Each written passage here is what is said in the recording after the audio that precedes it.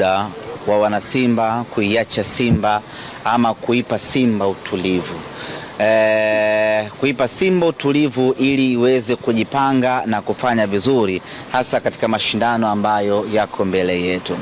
Kwa sasa limebuka hilo wimbi la majibizano, la kila mtu kuzungumza, la kila mtu kuongea, la kila mtu kutoa matakwa na mapendekezo, na kila mtu kutoa maoni yake, na kila mtu kuzungumza kile ambacho anahisi kwake ni sawa sawa.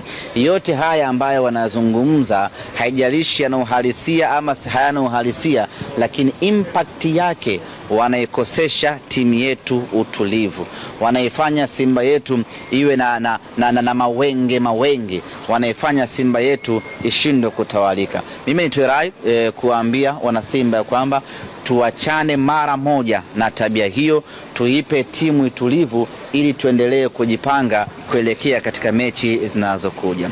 Ni kweli tumefanya vibaya katika mashindano ya kimataifa, tumetolewa katika hatua ya makundi, hatujazoea matokeo ya namna hiyo, lakini hatuna budi kuyapokea kwa sababu hayo ni maisha ya kawaida mno kwenye mpira wa miguu. Mwaka huu tumefeli.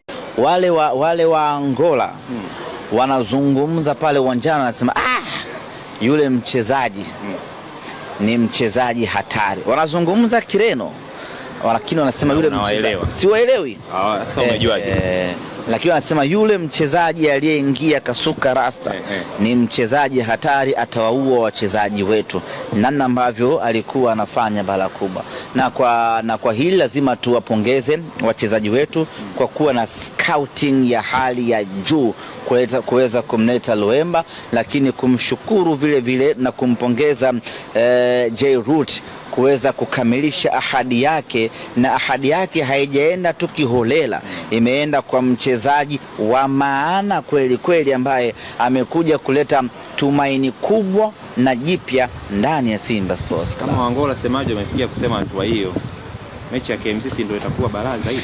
Kama atapata nafasi tarehe 11 wa Tanzania watashuhudia mchezaji ambaye hawajawahi kumuona tangu taifa letu limeumbwa. Ni mchezaji wa daraja la juu